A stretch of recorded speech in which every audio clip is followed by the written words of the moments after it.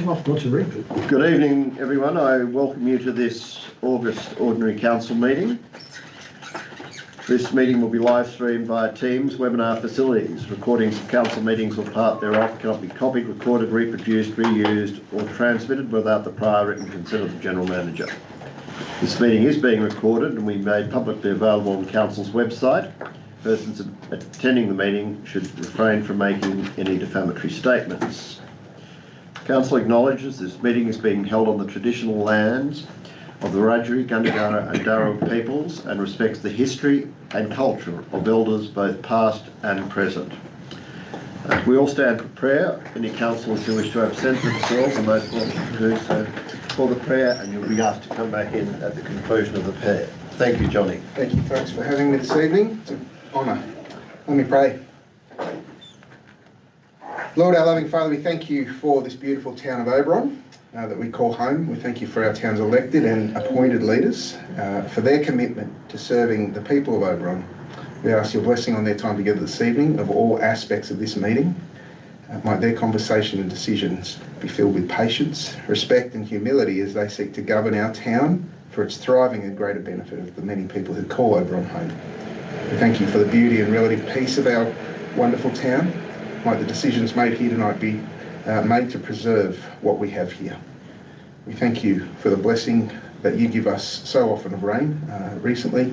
Lord, we ask you to provide more for those who depend on it for their living. We commit to you the wider governance of our country and world into your hands and ask that you bring peace where there is conflict, love where there is hate, and other person-centeredness where there is selfishness. I ask that we would look to your example to us in the life of the Lord Jesus and seek to live and love others as he does. Lord, bless all those who meet here tonight, we pray in Jesus' name. Amen. Amen. Thank you very much, Johnny. Councillor McCarthy, could you ask Councillor Graham and Councillor Taylor there for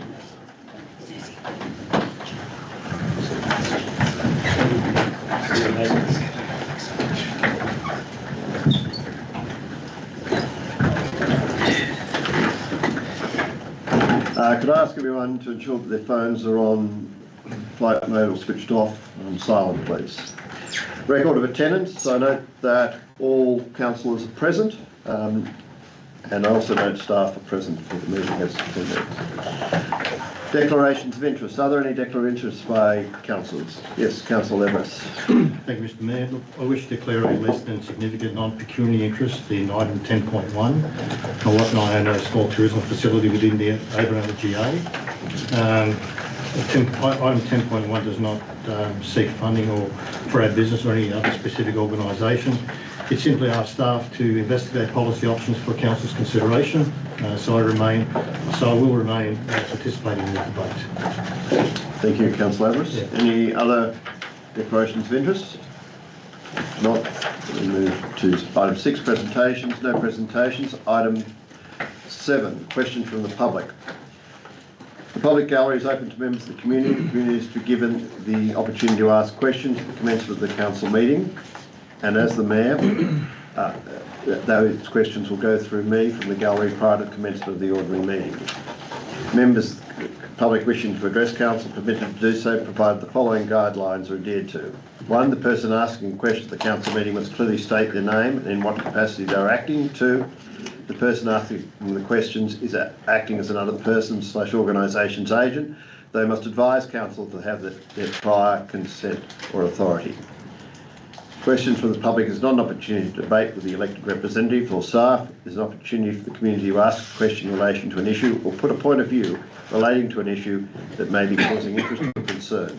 Due to time constraints, a time frame of 3 minutes per speaker is allocated. All questions and comments must be directed through me as the Mayor, and in the instance of a question, if it cannot be answered, will be taken on notice and a response given within a reasonable period or be provided to the next available council meeting. This is the only opportunity for a community member to address council during an ordinary meeting. Is there anyone wishing to address council? Yes. Thank you very much. Susie, thank you. I just wish to address council in regards to 2 trees on the council area outside of my house. I've submitted some photos and a report from the arborist through Helen, and they have I've included pictures of their growth over a period of time from 2010 to now, and the damage that's been caused from them. And I'd like council to have a look at the root system of the trees. And I've also put in that I am prepared to pay the fees for having the trees removed and to plant another tree in the place of them as well. Thank you. That's in respect, I assume, to 10.3, which is questions from with notice Council Road Reserve trees. Thank you. Thank you. Item 8 is confirmation of minutes. The ordinary meeting of the 21st July 2026. The recommendation that the minutes of the ordinary meeting held on the 21st July 2026 be confirmed. Can I have a motion, please? Councillor Hayden, seconder, please. Councillor Graham, thank you. Councillor Graham. Anything arising? If not, I put the motion. All in favour? Carried unanimously. We go to item 9, mayoral minute and report. Recommendations of report item 9.01 is received information. I'll move the motion. Do I have a seconder? Councillor O'Connor, thank you. Speaks for itself. Yeah, questions, happy to answer. Thank you, Mr. Mayor, and I understand you also try to fit in a brief holiday during that busy schedule, so I don't know how you do that. Just a couple of things in regard to the 31st of July letter and 3rd of August letter. Thank you, Mr. Mayor, for the work in drafting those letters. If we could possibly get a copy, the Energy Legislation Amendment Bill, which followed on from my notice of motion, this legislation is still being debated in Parliament, and hopefully the Silencing Regional Community Bill will not get up. If I can just comment, those letters are on the portal. Are they? Yes. No, the response. No response? No response. Okay, No. thank you. Secondly, thank you. Oh, sorry, there was a response from our local member, Paul Tilson. Thank you very much. Thank you. And he would circulate it to the relevant MLCs. That was, Secondly, that may not have got on the portal, sorry. that's okay. Secondly, correspondence 6th of August. Thank you for arranging a potential meeting with the Forestry Hub. That'll be a great presentation. And lastly, the 4th of August, the letter from Andrew Riggs. If you don't mind, I might just make a few comments regarding that. And I don't know what the procedure will be following, but in many respects, there's councillors who say there's no project, but we all know there is a project. At this stage, it's a scoping report. In fact, the scoping area and the number of towers has changed. There's no SEERs issued, and the EIS submission timeline is 2028.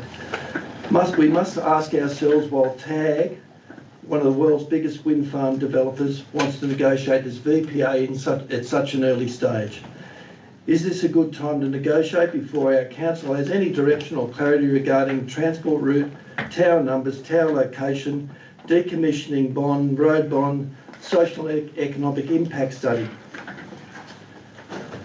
But we are lucky. We are 2-3 years behind other areas. And I'll just, if I may, it'll only take a minute. Walker, who is 2 or 3 years in advance of us, I'll just read a note from Eric Notes, the mayor. He's been the mayor for the last 2 sittings. Eric Notes gave a short report to the Walker Council, 5 years dealing with Energy Co and developers circling the area. It began, he explained, with a modest proposal from Winterbourne, a community-sized project well supported by the community and appropriately scaled. Then came the ambitious, spectacular, with a very different area, turning 40 turbines across 5 or so properties to 600 turbines. Councillor Connor, I think this is probably and what the point appropriate I'm making is, they've issued to us a draft at this early stage. Unfortunately, the mayor negotiated VPA back at the 40 wind tower stage, and it's been a shocker. So I just hope we can develop a policy how we're going to approach this. Thank you. Obviously, we will not be entering into discussions in relation to VPA without the full involvement of council. Thank you, Mr. Vinter. Thank you. Yes, Councillor. Oh, sorry, Councillor Hayden, did you have your hand up or not? No. Yes, you did. Sorry, you were first. Yes, sorry, Mr. Mayor, I just wanted a little bit more information on 31st of July.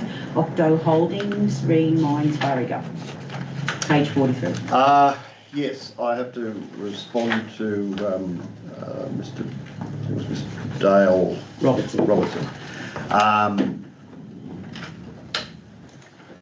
They are potentially looking at doing some work at Barriga. I don't think there's anything serious at this stage. I spoke to the general manager and said I don't feel comfortable going to the mine alone without a staff member as well, so that to ensure that it's all transparent, etc.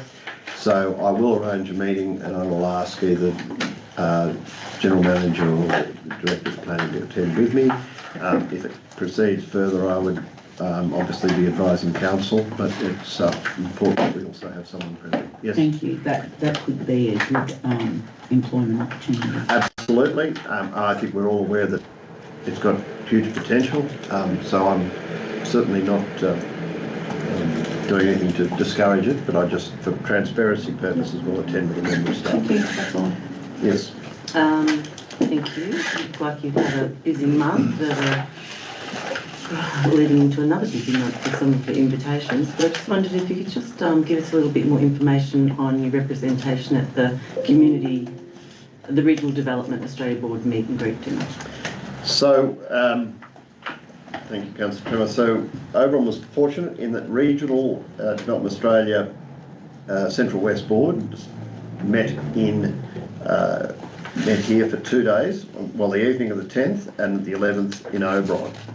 I was invited to dinner with them on the 10th of August, together with a number of other people, including Andrew Lelev from Jenolan Caves.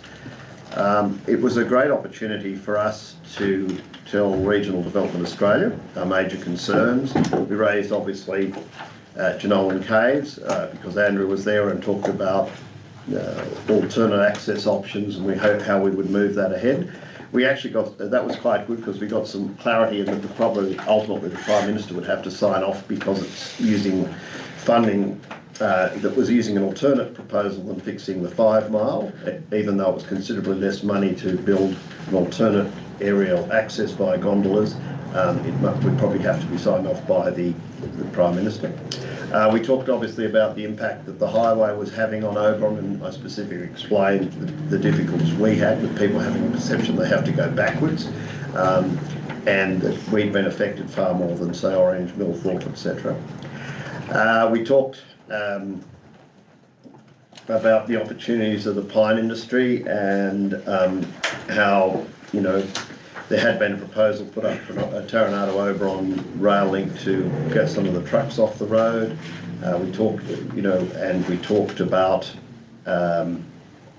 obviously the issue is the highly divisive issue of wind farms in the area.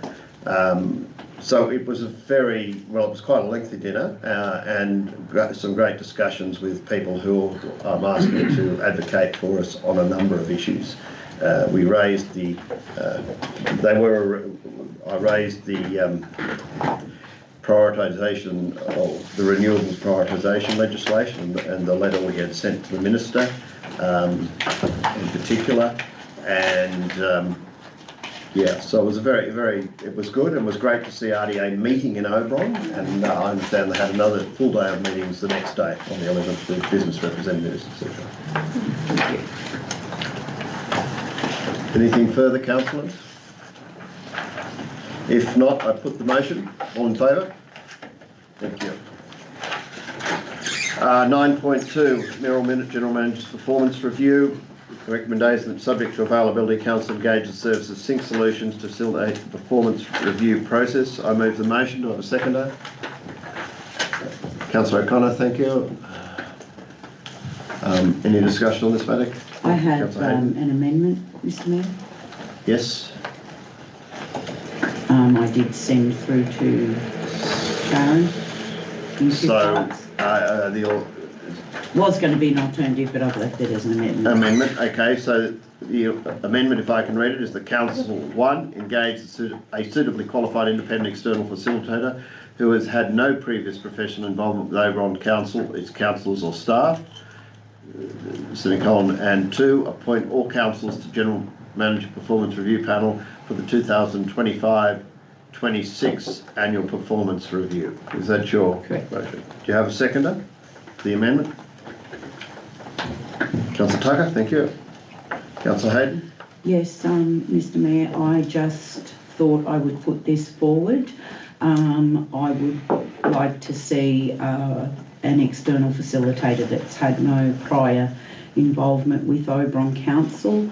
And part 2, regarding the panel, there are 8 other councils in New South Wales that their current panel is made up of all councillors. Prior to the last 2 years, our council panel used to be all of council and all councillors on that. And I understand the guidelines state it's recommended, not that it must be a panel of 4. However, as long as that panel is led by the Mayor. So that is why I've put this forward, Mr Mayor. Thank you. Councillor Tucker? Thank you, Mr Mayor. I support the motion. I've got nothing further to add to what Councillor Hayden has said. Councillor Connor?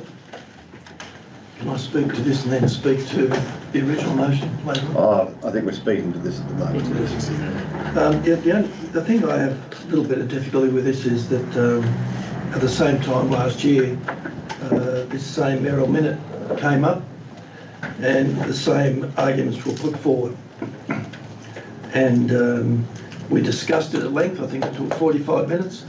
It was, for a new council, it was quite a terrible experience because, you know, you're thinking trying to work together, and obviously the reason this was brought in and why we do it this way with a panel is that it hadn't really been working in the past. So for me it's a little bit disappointing that the same arguments have been raised again a year later, and I support the original motion. Thank you. Councillor Plumbar? Yes, I'd like to speak against it. The current panel model exists for a reason. The question is not whether councillors have a voice, because they already do. The question is whether we continue with an established and effective governance process. We have a panel in place that aligns with our OLG best practice, and I see no compelling reason to abandon a model designed to keep the review focused on performance, accountability and agreed objectives. It provides a smaller focused group of councillors to undertake what is a detailed and confidential review process. Importantly, all councillors can provide feedback directly to the independent assessor, so nobody is excluded from having their views considered. The objective should be to ensure the review is constructive, evidence-based and focused on the General Manager's performance against agreed goals and responsibilities. A panel structure achieves this by providing a clear and orderly process while still capturing input from the entire governing body. And the role of the independent assessor is to gather feedback from all councillors, identify common themes and provide a balanced assessment. The panel then works with that information on behalf of the council. The review process should not become a forum for individual grievances. Its purpose is to assess performance against agreed objectives.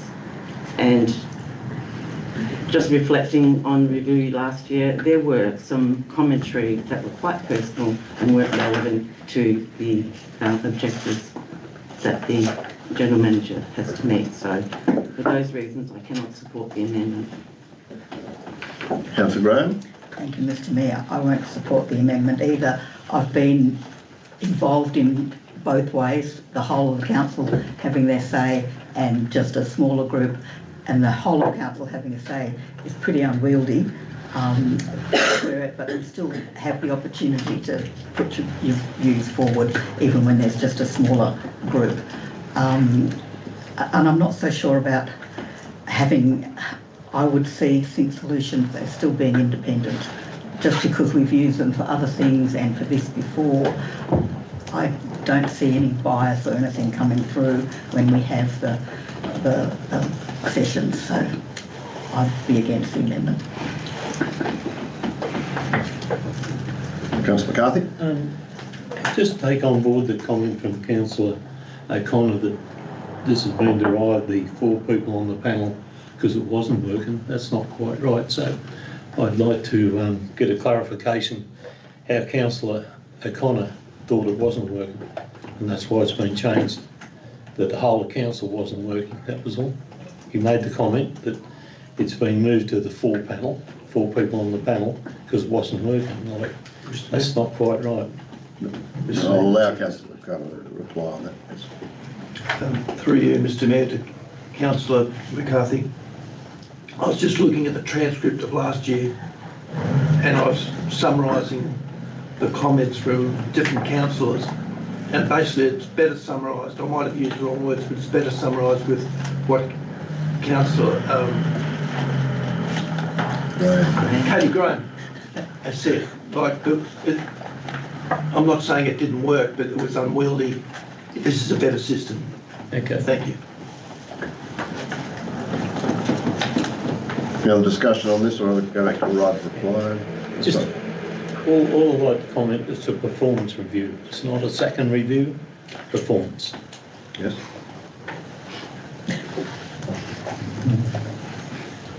Councillor Hayden? Yes, Mr Mayor, thank you for the right of reply. I believe that it worked far better when it was all of council. I personally feel that when some councillors are asked to put forward their submission, that their submissions are not being reflected upon, ideally, and that is all I've put Can I take point of order? Well, I'm sorry, but we're on this panel and we get every piece of feedback that is provided. Point of order, all Mr Mayor, considered. that wasn't, that point of order isn't relevant. well, it is, to the extent that you're suggesting that it wasn't. I said I feel that our submissions have not been reflected upon adequately, and when we had whole panel, we got to be involved and have our say, and also be part of the review. So that's why I put this forward. 8 other councils in New South Wales are still doing all of council as a review panel, and that is why I put it forward, because when it was all of council, it was working effectively in my personal opinion, and the Office of Local Government's statement is it's recommended. It doesn't mean it must or it has to be. It's only a recommendation, and a panel can be all of council, and I'm just leaving that with that. Thank you. All right. I put the amendment. All in favour? Councillor Leveris, Councillor Hayden, Councillor Tucker. Against?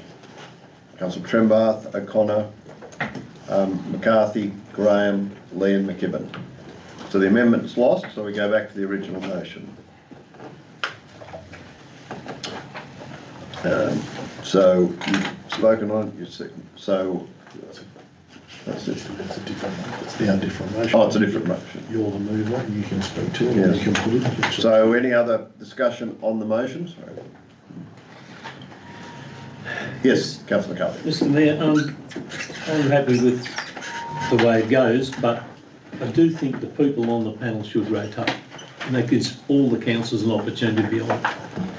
I know you've got to be on it, but I think the other 3 should rotate. So you're putting up an amendment? No, I'm just saying that we... Oh. Hey? So you're saying we should re-elect the panel, is that what you're saying? Yes. Can re-elect. Because if I may, Yeah. I feel sometimes you're running down a race and you haven't got the chance to hang on. And I think that's why someone should rotate. I know requirement of you got to be on there, but other people So see... Are you proposing an amendment and then suggesting we should go to a committee of the whole to select a new I'll panel? bring something back and let it go for now. Well, we can't. This is. No, I understand that, but I'll bring something back to for a what do you call it, to appoint a panel, that we have that, so it rotates, so whichever council's on it, new council, that you don't have the same. Okay, but that won't apply to this coming up. I understand that. No, no, I just want to make it clear that you understand that. If Yeah, we I do. want to do something, the panel, we'd have to go into Yeah. a amendment and then a committee of the whole to. I realise, I don't want to hold it up tonight. All right, thank you. Any other discussion? If not, I put the motion as per the recommendation. All in favour? Councillor Trembath, O'Connor, McCarthy, Graham, McKibben and Lee. Thank you. We move to notices of motion, item 10, notice of motion, questions with notice. Item 10.1, support for tourism and events, Grant Street. The motion is that Council prepare a report on options for amending Policy 2209, financial assistance to support of tourism and events, Grant Stream, including consideration of whether such a program should be delivered through Council's Section 356 Financial Assistance Program or an alternate funding mechanism, and present the report to Council at least 3 months before applications open for the 2027 Section 356 Financial Assistance Program. Councillor Leveris, that's your motion. Mr. Mayor. Thank you. Have a seconder? Yep, Councillor Hayden. Thank you. Councillor Leveris. Thank you, Mr. Mayor. In preparing this motion, I sought clarification from the Director of Corporate Services regarding Council's current operation budget for tourism. I was advised that the budget is currently limited to marketing and merchandise only. That reinforced my view that this is an appropriate time to investigate whether there is an additional mechanism to encourage tourism events, stays and stimulate greater economic activity. As you would appreciate, segments of our business community are doing it tough right now, and I recognise that this proposal will not solve today's challenges overnight. However, it does ask Council to begin the necessary work now so that if a better mechanism exists than what we currently have to support tourism, events and overnight stays, it can be properly considered as part of the scheduled review of Policy 2209 in February 2027. So in summary, the only commitment this motion asks Council to make tonight is to obtain the necessary information needed to determine whether this is an appropriate direction for Oberon, considering some of our neighbouring LGAs are fairly active in this space. That's pretty much it. Thank you. Thank you, Councillor Leveris. Councillor Hayden? Yes, I'm happy to support the recommendation as a seconder, and it will be interesting to see what changes or recommendations that will come back in a report that can support changes to Policy 2209. Thank you. Councillor O'Connor? Thanks, Mr. Mayor. Thank you, Councillor Leveris, for 10.1. We are actually providing funding assistance, seed funding for tourism and events. There's the Chamber Music Festival, Oberon Science, Shakespeare Festival, Bob Brown's documentary the other day. So we are actually providing some assistance with tourism, albeit they're linked to cultural or social. So we are doing a bit of work in this area, I think. So we shouldn't think that we're not doing our fair share. So thank you. Councillor?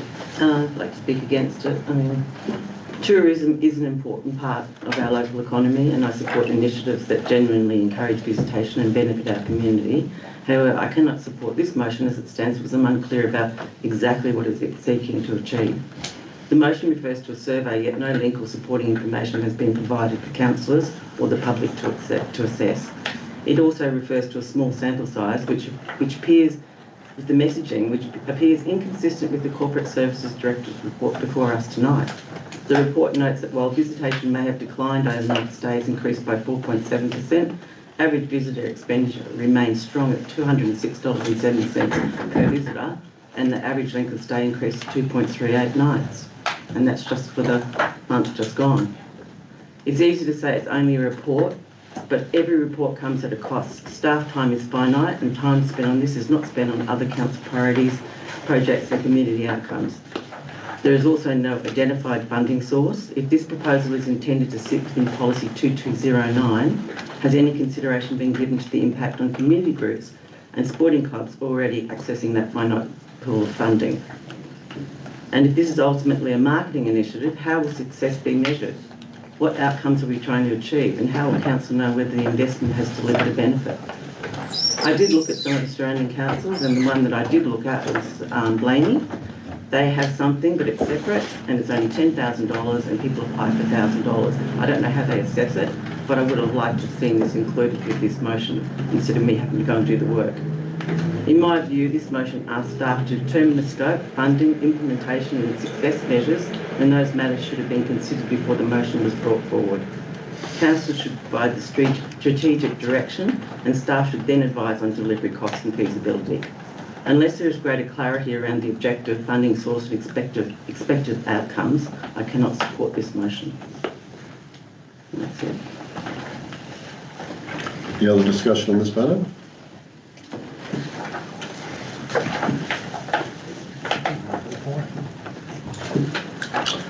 Right, reply, yeah. Thank you, Mr. Mayor. Look, all I'm asking for is the viability for staff to come back and consider whether a separate and dedicated tourism and event stream would be viable.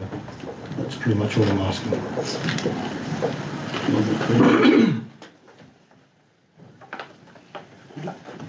Okay. I put the motion. All in favour?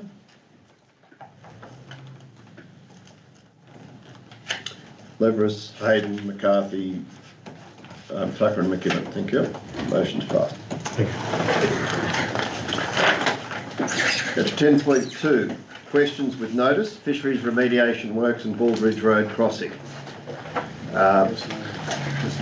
This is a question with notice, and that there has been a response, so this is not subject to a motion. So I note the question and I note the response. Further questions? No. 10.3, questions with notice, Council Road Reserve trees. Again, we've got councillor questions, and we have management's responses. It's not a motion, it's a question or notice. A question's been listed and the response has been noted. Go to item. To clarify the reason why. So through the chair, you would know in June or May, Councillor O'Connor put questions with notice on the business paper. The questions were answered. Council acknowledged that the questions were answered, and we move forward. Same process. May I speak, Mr. Mayor? On 11. On what? On 11? I would just like to speak on what the General Manager has just stated, because it was the month prior to Councillor O'Connor's question on notice, where I've had question on notice, 2 in a business paper, 2 become debated. 1 questions on notice didn't pass, debate was had, and there were further conversations through the meeting. And Councillor O'Connor's question on notice, when it came to council, he withdrew. Yes, he withdrew the question on notice. I understand the code of meeting practices Exactly. is now being changed. Mr Mayor, seeing my name's been bandied about. Tonight I actually brought this along to clarify the difference between a notice of motion and a question with notice. And thank you very much for doing that, because it's very clear in our model code of meeting practice. And if we can adhere to that, we'll be able to run a much better meeting. Thank you. So will we send other questions through because the questions were not answered adequately? Yes, we can. You're entitled to send other questions through. Right. We move to 11. Councils and delegates reports nil. 12 committee reports nil. 13 reports for decision. 13.1. Underlear Road ceiling upgrade proposal, approval conditions and asset handover requirements. The recommendation is that Council 1 supports the upgrade of the existing unsealed road to a sealed road standard subject to compliance with Council's engineering and asset acceptance requirements as outlined in the attachment to this report. 2 requires the proponent to fund all costs associated with the design, approvals, construction, testing, certification and commissioning of the road's upgrade. 3 requires the proponent to maintain the road at their cost for a period of 5 years following practical completion, including the rectification of any defects identified during this period. 4, requires the proponent to provide a security bond or bank guarantee, if deemed necessary by council, to secure the proponent's maintenance obligations. 5, considers acceptance of the road into council's asset network upon completion of the 5-year maintenance period, subject to the road meeting council standards and being free from significant defects and meeting the conditions outlined in the attachment to the report. Do I have a motion, please? Councillor O'Connor. Seconder, Councillor McCarthy. Councillor O'Connor. Thank you, Mr Mayor, and through you, I'd like to thank the Director of Technical Services for a good report. My only question is, will council be tendering for work to be performed? I'll ask you. Through the chair, considering it's a private proposal and council's not paying, there's not going to be a tender. No, we're going to tender to do the work to the person. I don't think that was something that we considered. We had intended to refrain ourselves from anything. Probably the right way to go. Yeah. Thank you. Councillor McCarthy. Yes, I was just wondering about number 5, the relevance of consider accepting the road into council's network. Isn't it already there? Through the chair, we've got an asset register and it's distinguished between sealed and unsealed roads. Okay. Currently it's in there as an unsealed road. All right, okay, And no, thank you. into a sealed road.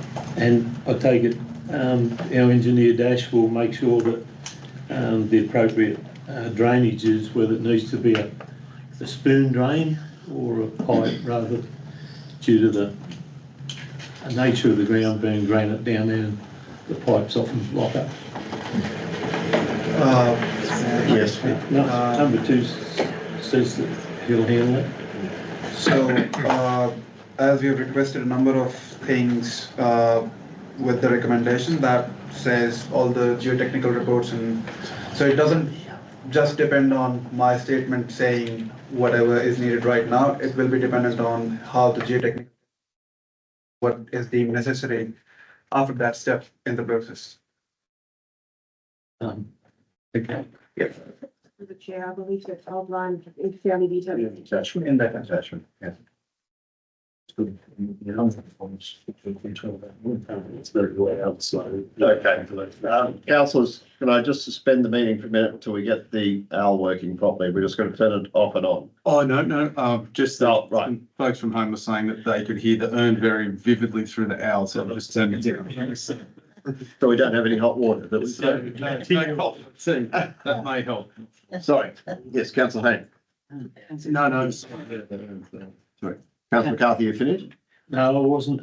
Just wanted to get clarification on what, when Dash, I know he's got to do a design event now, but what he perceives the road width might have to be.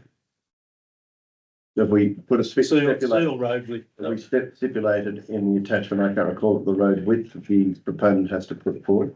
Through the chair, I believe that's in our new road policy, which for new Which work road? states a certain width for depending on road classification. Right. It's all mentioned. Okay. So it's mentioned, I think it refers to our roads policy. Yep. Which says for this type of road, it has to be this width. Yeah. I'm So just we wondering, specified what type of road it is. Okay. Class of road, Yeah, yeah, right. and it dictates the amount of people on it, but I'm just wondering whether it couldn't be a little bit wider, but anyway, that's all. There's 6 cars on that. Because then it's on that corner. Ready? Yes, thank you. Councillor Hayden and Councillor Tucker. I just have a couple of concerns, considering this is an access road. Yes, it's a dirt road. Have the adjoining and potentially affected landholders been consulted about the proposal to seal this section of the road? And if so, what feedback has council received? Through the chair, we normally don't consult with landholders if we do road works. If road works undertaken on roads, or if we see the section of road, that's normally not undertaken as Yeah, far as. we'd sealed this, we wouldn't have notified. Well, we own the road, so Yes, that's that's right. why this report right. comes back. Yeah.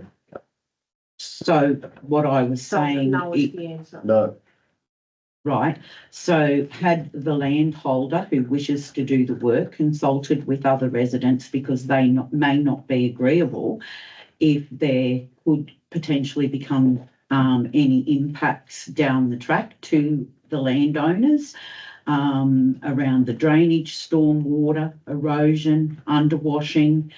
And if that occurs, who will actually be undertaking any of those repairs if that then occurs? Through the chair, I believe there has been consultation of the proponent with associated neighbours, and your other concerns are outlined in the attachment to this report. Yes, I read what was in there. I won't be supporting the motion as it stands. I would have preferred a deferral until other feedback was received. That's my stance on that. Thank you. Councillor Tucker. Thank you, Mr Mayor. Normally I'd be fairly cautious about adding more to our sealed road network and therefore adding more to maintenance over the long term.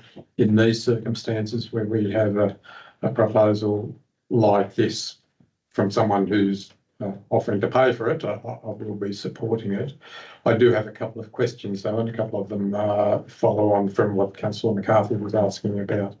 The first is about the width. So looking at the later report on the roads policy, depending on which category the road comes into, I believe the seal width will be either 6 metres or 7 metres. I'm not sure which of those categories. 6 metres, I think, yes.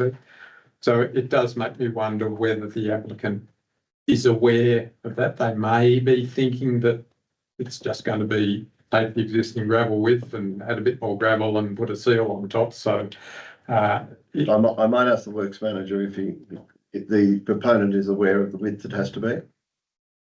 I cannot answer that right now. So in the attachment, it is mentioned that it will be the works will be agreed with the management first, and then it'll all be with council. Yes. Okay.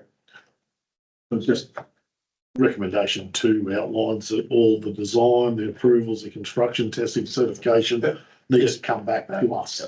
And I'm certainly aware of that. I'm just making the point that don't be flabbergasted if once when the applicant realises what's involved, it may be more than they had imagined in the first place, and who knows. But my guess would be it would easily work out to somewhere between $50,000 and $100,000 to do the work. Yeah. So, Mr. Mayor, so as Councillor Tucker would be knowing a bit about the construction practices. So how it goes is you cannot just convert an unsealed road to a sealed road, and it requires what? Yes, exactly. So it requires a number of steps before we do that thing. So, and that's why we haven't mentioned any dollar value into that, just a discussion before everything has to be agreed and on to be on the paper first, and then on the agreed terms will the work continue. Yes, and I understand that, but I'm wondering whether the applicant fully understands that. But we will find out. We will. Yeah, if they decide not to proceed, that's their choice. My next query relates to the grid at the start of Bundalia Road. So if the sealed road is going to be 6 metres wide of seal and presumably a bit of extra gravel for shoulders, then I'm assuming that the grid is also going to have to be doubled from what it is at the moment, or alternatively, the grid to be moved. So I had a look on Google Maps, and the best I could see from Mutton Falls Road, it appears that Bundalia Road is fenced both sides for that first section. And our grids policy says that grids are normally only permitted where it is unfenced on at least one side. So I would like us to be taking the opportunity to try to get that grid removed and just sealed straight through, rather than widening the grid. So I'm not proposing any change of the motion, but if we could take that on board and I think at least see if that's an opportunity, because every grid we can get rid of is reduced risks for everyone. So just making that point. The final one is just following on from what Councillor McCarthy said about part 5 of the recommendation. So part 4 says there would be a security bond or bank guarantee. I think part 5 is redundant. We've got the security bond or bank guarantee in place to cover any defects. If there were more defects than that, I don't see that council could decline to accept it into our road asset network because it's already in there, even though it's going from unsealed to sealed. It is still a dedicated council. Just can't see in that circumstance if the bank guarantee ran out, or particularly if the person making this proposal was no longer around, for example, I don't think council would have any option to say, well, we're not accepting it because it's already ours. So I think part 5 is redundant in my view. But that was all I had. Thank you, Mr. Mayor. Yes. Just I'd like to clarify something, Director. In relation to 5, even though this work is being done by a private individual, this road, I would have thought, would still remain on council's asset network, wouldn't it? Through the chair, it currently is on our asset register, That's what I'm saying. however, under the unsealed route. But normally, if we are changing the asset register, accepting a new route into it, it's through council resolution. We can't just do that. Hence this item or part. Right. So it's at the end of the 5 years, we have to then accept it into council's asset network as a sealed road. Yeah. But it will still remain, even within those 5 years, on our asset register as an unsealed. Yes. Right. So I'm just wondering if we should say 5 to make it clear, considers acceptance of the road into council's asset network as a sealed road, because it will remain on our asset register for the 5 years that the maintenance obligation. Who was the proposer? Was that? I was second of the collar. Councillor Connor, yes. Would you accept those words in there just to make it clear in 5? Well, I was happy with point 5. Actually, I could see the logic behind it, but I'm happy. All it's clarifying is that this road will still be on our asset register. Yeah, I understand. So at the end of the 5 years, it will come onto our asset network as a sealed road. Whereas I just saw this as they were giving themselves some breathing room. If the road has significant deterioration, the bond doesn't cover it, we're not committed. I mean, it's in that report, there's the trickery of accounting, how to bring it onto our balance sheets early and late. I mean, if, like he's going to spend the money, how do you bring it on? So this was just, to me, giving ourselves some flexibility. But but that's not my point. Is all I want to add in there after asset with as an unsealed road, as a sealed road, to make it clear that it's always been on it. Because if you read 5, it seems as though it's gone off our asset register and come back on. That's what I'm trying to say. It remains on our asset register during those 5 years unsealed, even though the proponent sealed it. At the end of 5 years, it changes its category from unsealed to sealed. I just wanted to make that clear. Sorry. I'm happy with it. Councillor. I just want to add to the discussion, the other landowners on Bundalia are aware of the work. They're very happy. We've said several times why that wouldn't be graded, and it's like, well, there's probably only 6 cars that actually travel. There's 4 houses, and as a through road, it ends at a gate to a paddock. So the only people using that road are the people that live there. So it's not really high usage. With regard to how much it's going to cost, I don't think the landowner will be very worried about it. He has very good reason as to why he wants to do that road, and I believe he is a new owner and he's come from Sydney and probably has the funds to do it. So I think we're going to get a good road onto our assets. Thank you. Any other discussion on this matter? Councillor McCarthy, clarification. The 400 metres proposed, is that going to seal up whole of the Bundalia Road? No. Or only partial? No. Partial. So therefore, we're still going to have Bundalia Road sitting as a sewer road and an unsewer road. That's right. And that's my concern with. We'll have two assets. Yes. And after 5 years, you'll have partly unsealed and partly sealed. Or unless the other people see the benefit of it and come back to the request, right? Yeah. Okay. Any other discussion? Not, I put the motion. All in favour? Carried. Councillor Hayden's against. All other councillors were in favour. 13.2, new fees and charges Oberon Fitness and Leisure Centre. The recommendation is the council, one, notice of submission received during the exhibition period of proposed new fees and charges for the Oberon Fitness and Leisure Centre for the 2026-27 financial year. 2, adopt the new fees and charges as presented for the OFLC for the 2026-27 financial year. Do I have a motion, please?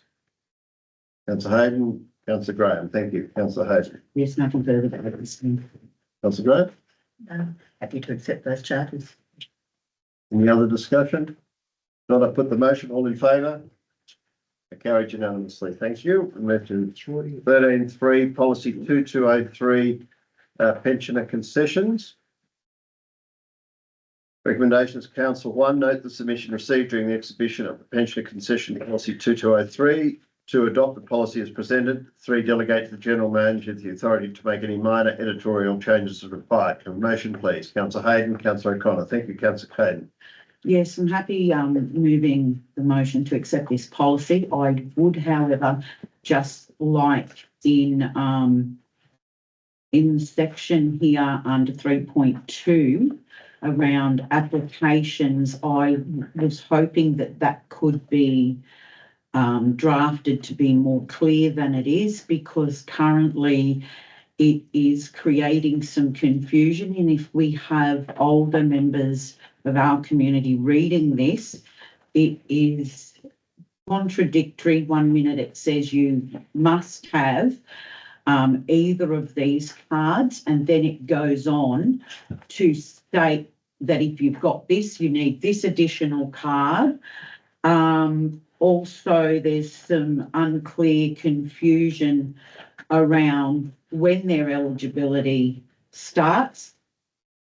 1 minute it says it starts from when the form is signed, the other says it starts in the next quarter. So just in that one particular section of 3.2, if that can just be clarified and rewritten to make it clear, and possibly put down what is in, I think it was. Councillor Hayden, could I suggest that you send an email to the general manager and Just to clarify that. Under point 3, Yeah. the general manager has authority to make any minor edit changes as required. So if you could put Yes, that. no, I'm happy for that because it was just a bit of confusion in there. Thank you.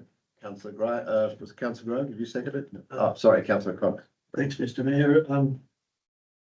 Yeah, I didn't have any trouble with that clarification, that information in this policy that Councillor Hayden discusses. One thing I'd like to thank is the submission received from Alistair and Jill Ross. It highlights the inequity of the current system, pensioners, town people versus rural people. So I really welcome their submission. And I also want to just make the point of the recent financial workshop was raised / suggest that the domestic waste management charge on residential rates being $280.35 be applied across all ratepayers, including rural and villages, hence not just those receiving the bin pickup. That'd be terrible. The inequity of that would be absolutely terrible. So hopefully we've squashed that. That's a different topic. Yeah. Councillor Connor, we're talking about pensioner concessions. Yes. Can you please keep the topic at hand? No further. Thank you. All right. Any other discussion? I put the motion. All in favour? Thank you. Carried unanimously. We go to 13.4, new policy, data breach policy 1124. Recommendation as a council, 1, place the data breach policy on public exhibition for 28 days and submissions to be invited to council during that period. 2, if no submissions are received from the exhibition period, the policy be adopted as presented. Delegate to the general manager to amend any minor changes proposed. Good motion. Councillor Hayden, Councillor Leveris, thank you. Any discussion? Nothing to add, Mr Mayor. Same as all the others. I couldn't move them as a whole. I had the discussion with the general manager. Thank you. Any other discussion? Right, put the motion, all in favour? Carried unanimously. Councillor McCarthy, you right? Yep. Councillor carried unanimously. 13.5 road policy 4110. Recommendations of council. One, I think the first words that council is superfluous. One, place the proposed policy 4110 council roads, which replaces existing policy 4110 road response risk management policy and procedures on public exhibition for a period of 28 days and invite public submissions during the exhibition period. Two, if no submissions are received from the exhibition period, the policy be adopted as presented. Three, delegate to the general manager the authority to make any minor editorial changes to the kite. Do I have a motion? Councillor Tucker. I have a different motion, Mr Mayor. Thank you. And is that, do you have a second now? Well, I don't know yet. We'll find out. Oh, well, I'll read it first. As the proposed, your motion is, as I understand it, that the proposed new policy 4110 council roads, the existing policy 4110 roads response risk management policy and procedures be referred to ARIC and to council's public liability insurers for review in relation to whether the proposed new policy provides adequate protection to council as available under the Civil Liabilities Act, including one, the proposed lengthening of the intervals for formal road inspections, two, the proposed removal of hazard matrix and response time set out in the existing policy. Is that your motion? Yes, it is. Thank you. And you have a second, Councillor McCarthy. Thank you. Thank you, Mr Mayor. I recall this topic came up a few months ago when I had put forward a motion to get a report on our inspection practices. So this adding in this new item 2, so the previous 2 and 3 have moved down to become 3 and 4, and I've suggested a new part 2. And it is not changing anything in the draft policy at this stage. It is just an extra element to our consultation process. So at the same time it's open for public consultation, we would also refer it to ARIC and our insurers.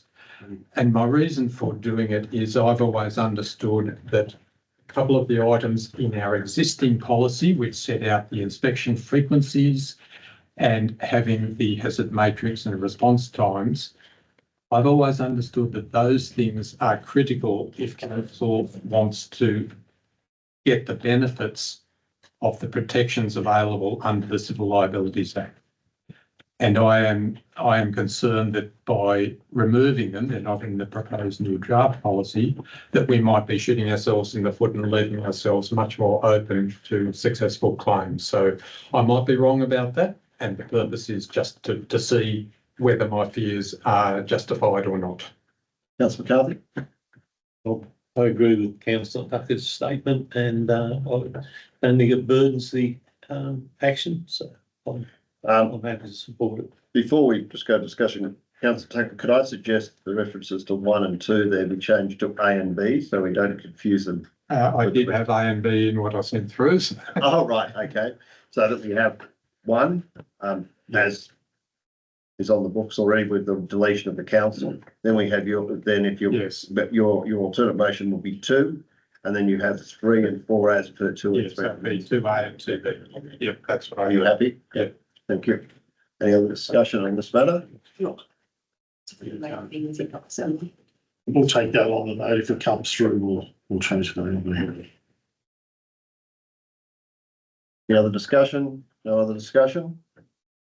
I put also. Could we ask through you? Could we ask our general manager? Yes. For comments regarding those amendments? I'd refer to the Tech Services Department about the impact that will have. Through the chair, I'm happy to respond to that. The 2 items raised by Councillor Tucker as in inspection of routes and interval and hazard matrix, they are operational matters or procedural matters, which is why we purposefully removed them from the policy, whereas previously they've been included in the procedure. So that's why they were removed. We've also compared to other policies. Another neighbouring council got one that's got a very similar matrix to us with regard to risk approaches. However, they didn't even have a speed in there. So we've classified the roads based on speed. The higher the speed, the higher the risk. If we've got a pothole of a similar size on 100 km/h road versus a back lane, we obviously address it with different priorities in our response times. We've also done a bit of the research. We already have prepared the policy to our insurers for review. I can't see any issue referring it to Eric, considering it's not going to put a time constraint, considering Eric comes up in September. So we can, refer to Eric for review in that matter. However, we have looked at the Civil Liability Act, specifically Section 42 and 45, and also 43 is impacted. And from what there doesn't seem to be any concerns in relation to issues outlined by Councillor Tucker. Happy to the works manager to elaborate on that. The risk matrix, the parallel thing we have put to the risk matrix is basically we have taken two things, which is class of road and the posted speed limit on the road. And as director has already mentioned that the higher the speed, the higher the risk. It could be a class 2 road with 100 km an hour speed, and it could be a class 3 road at 100 km an hour speed. The priority will remain the same as where it lands with the impact of the defect. So the speed factor is taken into account because when we had the consultation and we were referring to a few things, we took into account that the speed limits are decided by Transport for New South Wales and not council. So that was a big reason where we cannot change other things around. So we change our policy in a way that we take into account the speeds on different roads. I might just elaborate a little bit further on that.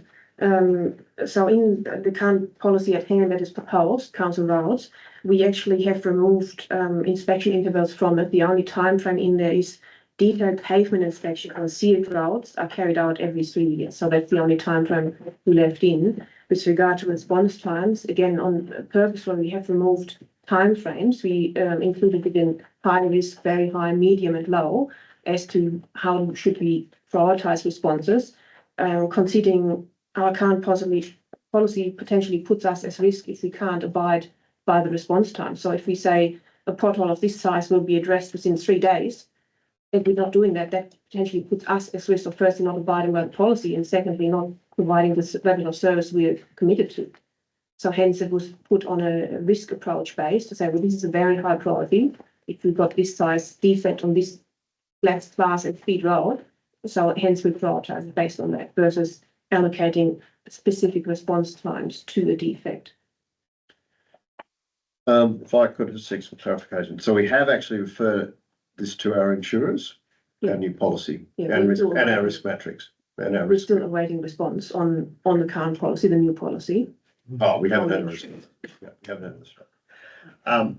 Mr. So Mayor, just to try and tidy this up a little bit, based on the comments that have just been made by the tech services manager and director, and based on the shift to ARIC, I think it's quite appropriate to shift it to ARIC and let them have a look at it.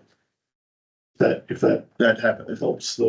Yeah, I must admit, I'm still confused about certain things, so I might raise it director later, because I understood part of this was to say that if there are badly damaged roads, then we can reduce the speed limit on it, even if Transport for New South Wales has a speed on it or for a section of it. Yeah. So yes, whilst Transport for New South Wales sets the speed limit, we are able to reduce it if it is bad. We have done that on Dog Rocks Road, for instance, I think. Oh, yeah, we have that, but that's not a solution to the problem. No, it's not a solution. No one's suggesting that. No. Yeah. The risk matrix here is the one referred on page 4 of the draft policy, which says we put a speed and the road class, and so if we've got class 1, which is a state road, and we've got 100 kilometres, then the risk is extreme. So if you've got a defect, we've got to address it as high priority. So that's the priority response matrix.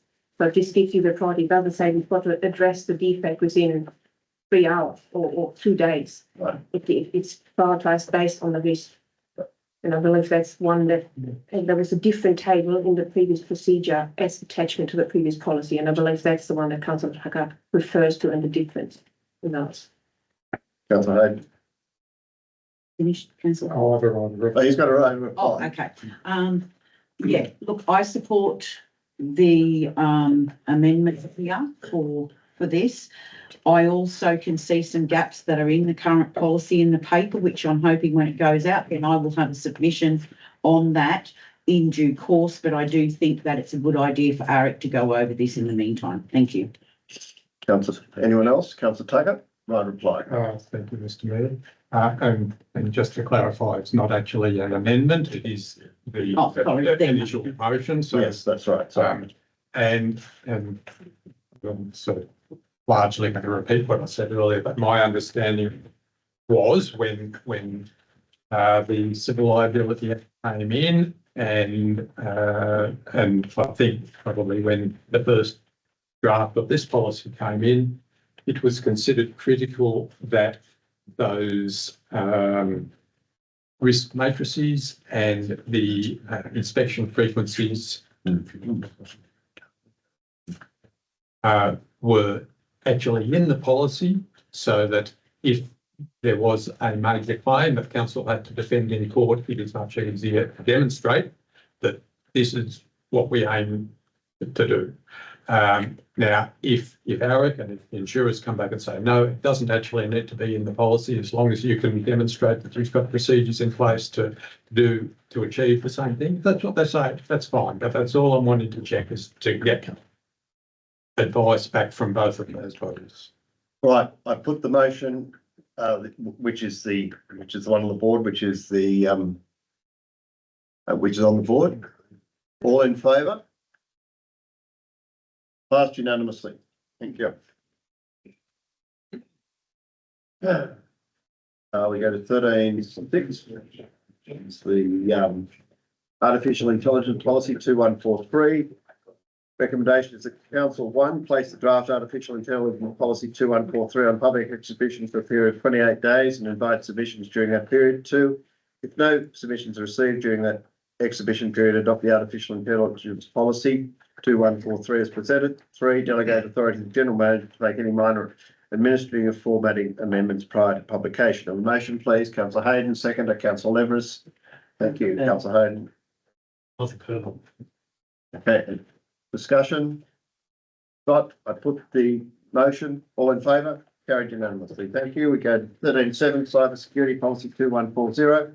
Recommendation is that Council 1 place this revised Cyber Security Policy 2140 on public exhibition for a period of 28 days and invite submissions during that period. 2, if no submissions are received during the exhibition period, adopt the Cyber Security Policy 2140 as presented. 3, delegate authority to the General Manager to make any minor administrative or formatting amendments prior to publication. Of a motion.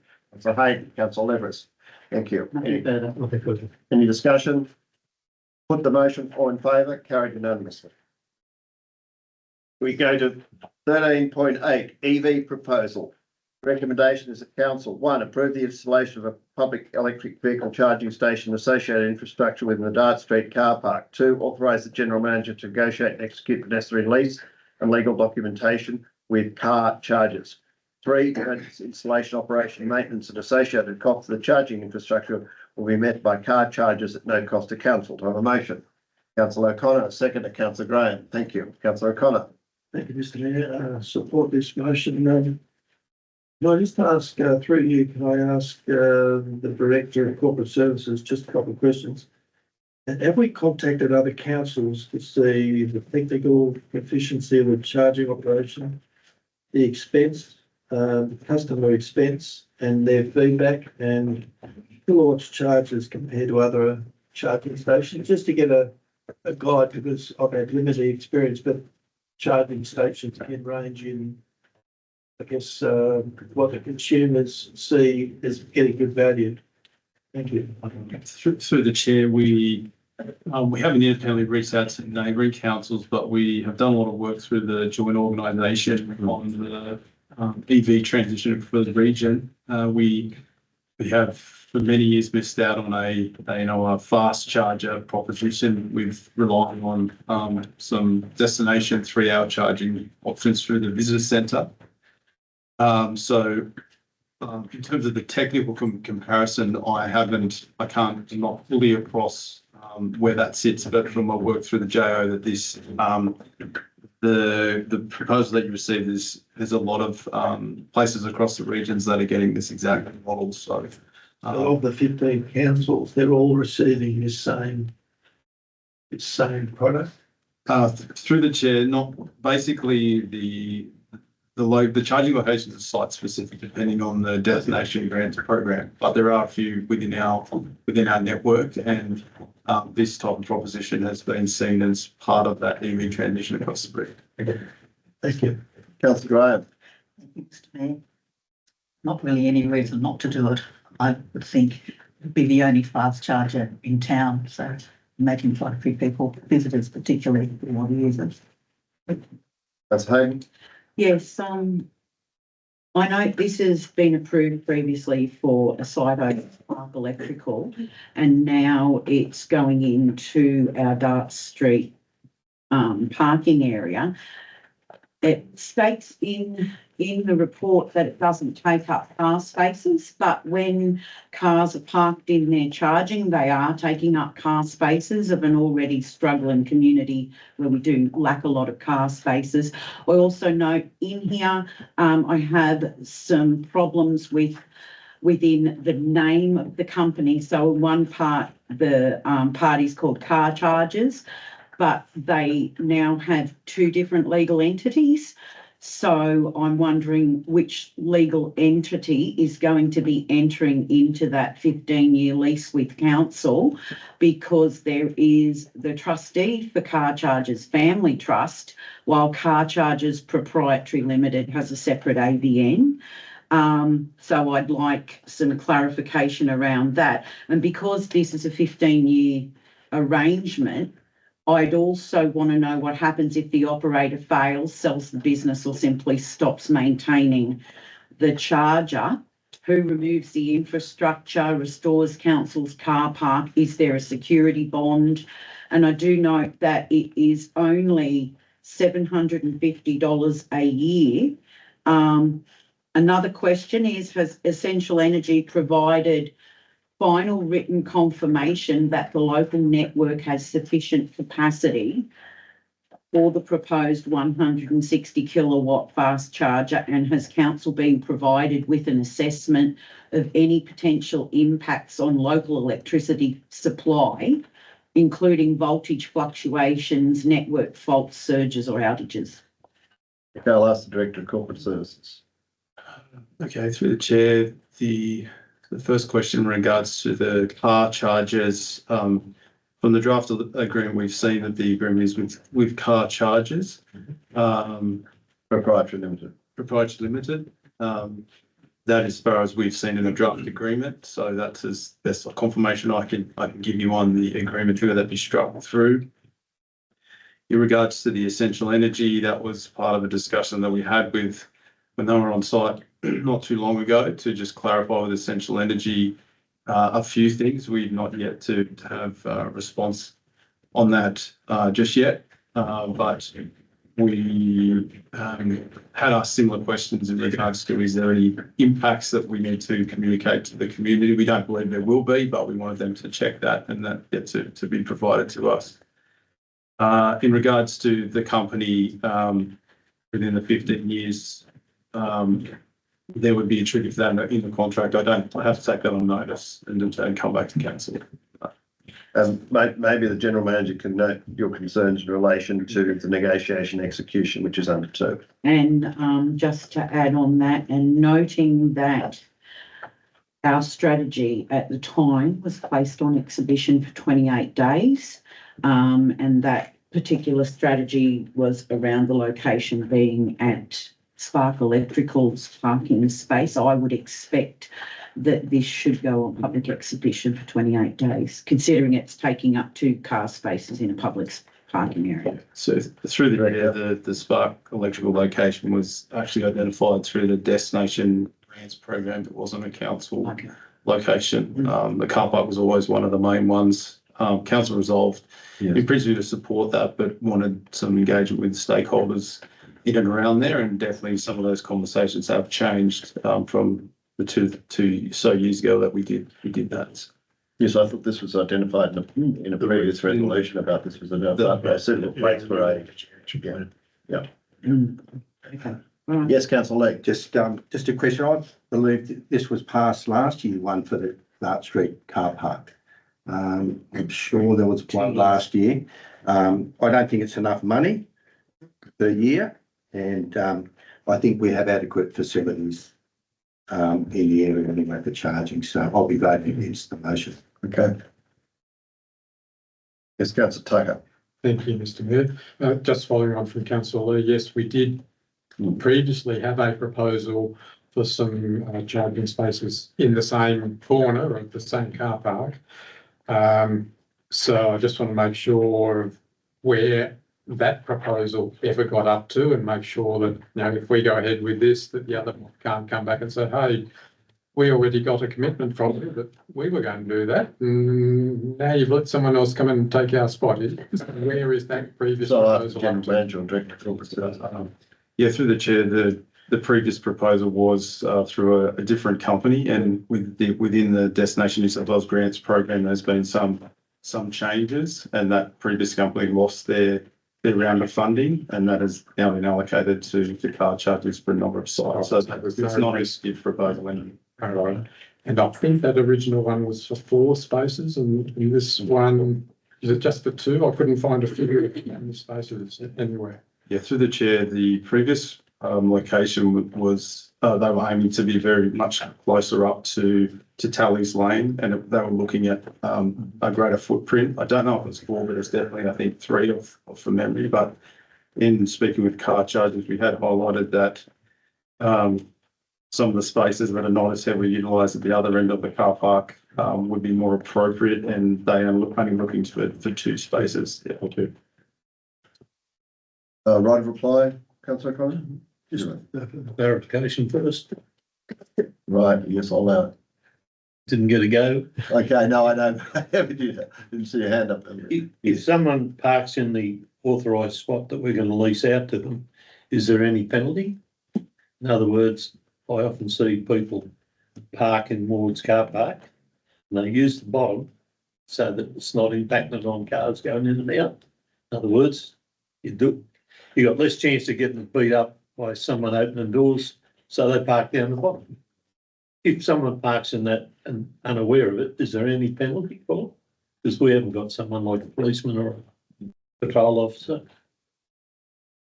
Through the chair, we have powers to be able to do that. We don't implement parking fines, however, they'll be well Signed. Well signposted No to say penalty. there for that purpose.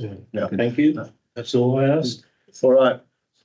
I'll put the motion. All in favour? Carried by all councillors except councillor Hayden and Lee. 13.9, Oberon Disability Inclusion Action Plan. The recommendation is that Council 1 place the draft Disability Inclusion Action Plan 2027 to 2031 on public exhibition for a period of 28 days. 2, if no submissions are received during the exhibition period, adopt the Disability Inclusion Action Plan 2027 to 2031 as presented. 3, acknowledge and thank the members of the Disability Inclusion Action Plan Reference Group, Community Services Committee and community representatives who contributed their time, lived experience, feedback and expertise through the development of the Disability Inclusion Action Plan 2027-2031. Can I have a motion, please? Councillor Hayden, Councillor Graham. Thank you, Councillor Hayden. Nothing, Joe. Councillor Graham. I'd just like to commend the writers of the Disability Action Plan because it's much easier to read than the last one and covers a lot more things you can actually see and measure. So I thought it was very good. Thank you. Any other comments? All right, I put the motion. All in favour? Carried unanimously. 13.10, Oberon Lawn Cemetery Guidelines Policy 3129. Recommendation is that Council 1 place the revised Policy 3129 Oberon Lawn Cemetery Guidelines on public exhibition for a period of 28 days and invite public submissions during the exhibition period. 2, if no submissions are received in the exhibition period, the policy adopted as presented. 3, delegate to the General Manager the authority to make any minor editorial changes as required. A motion, please, Councillor Hayden. Councillor Al Everest, thank you. Councillor Hayden, Nothing to add. any other discussion? All right, put the motion, all in favour? Carried unanimously. Thank you. We go to 1311.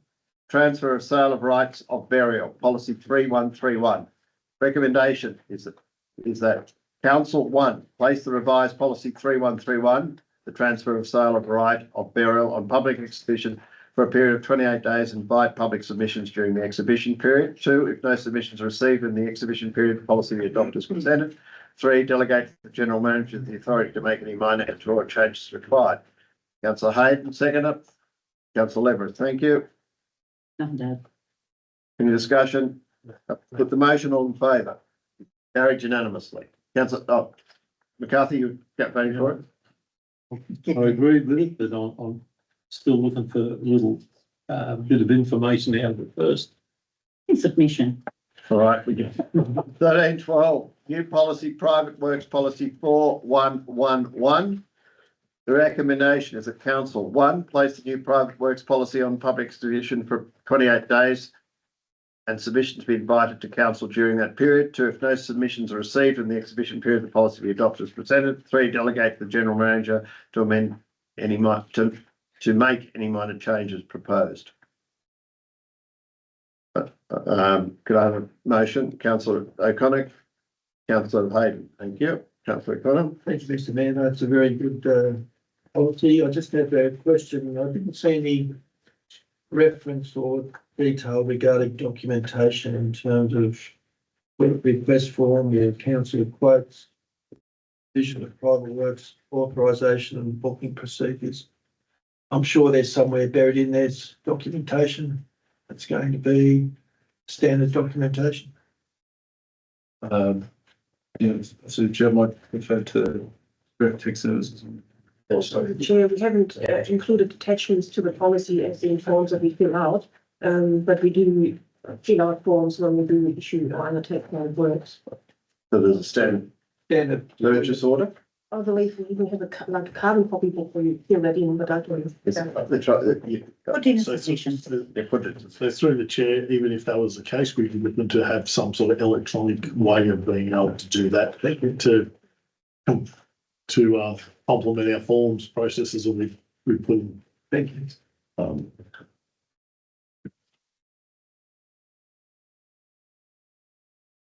All right, any other discussion? Nothing to add. I was the seconder. Put the motion, all in favour? Carried unanimously. 1313 Oberon Sewage Treatment Plant Project Update, July 2026.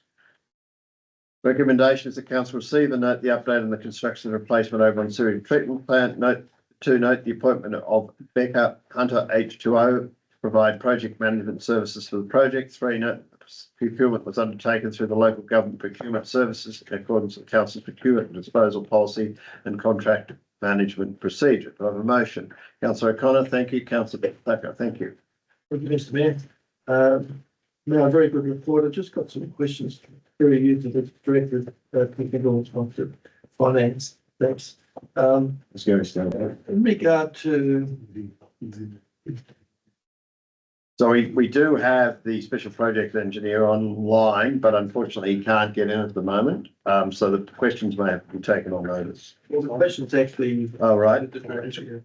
Financials, yes. So, with regard to the cost of the project thus far, have we, the $3 million loan that we drew down a few years ago and put on term deposits, has that been drawn down out of term deposits? And what is, or is this basically the $3 million being funded from reserves? So through the chair, the 3 million that we had quite some time ago online that sat in term deposits for quite some time, but only in recent last few months we've a lot of that now is sitting in our online saver account and ready for payments. So when we look at the investment report later, you'll see about 6 million odd sitting in there for in It still has been effectively used. No, that's correct. Okay. And just another question regarding Becca Hunter H2O. Is it possible for me to ask the question, the agreed fee I saw you've got a range there, what their fee came in at? Oh, well, they were at the lower end. they were at the lower Were end. they? Yeah, well, there was I think there was information as to what the tender prices were. It said, Three, 4, 34. Yeah. At the lower end. I they're at thought the lower end. they were at the lower end, yes. They, so, And confirm that they did submit the laws. Right. Laws proposed. yeah. Okay, thank you. Well, it just seems to me as though, congratulations in terms of how we're moving forward with this and how we're funding it. Thank you. That's, Just a very quick passing comment on part 2 about the appointment of Becca Hunter, H2O. And just that is an important step forward. It is important that project management is done at least semi-arm's length, even though it's us who's appointed them, but it is certainly a better arrangement than having someone on staff doing that in the event of claims and variations, or especially if we were, and we don't get into some sort of dispute situation, to have that at least half perception of an independent person is a far better way to do it. So I'm very pleased that we've finally got that one. Thank you. thank you. Any other discussion? But I'll put the motion, all in favour, carried unanimously, thank you. Go now to reports for information 14.1 is the monthly activity report, General Manager, August 2026. The recommendations report 12. Item 12.1 is received information. Motion, please, Councillor Hayden. Councillor Seconder, Councillor O'Connor, thank you. Councillor Hayden. Only 2 questions, thank you. Just some further info on the visit from T Corp and the Auditor General visit. Yeah, is there a question or did they? Oh, yes, how were those visits? The Peacock visit was very worthwhile. They've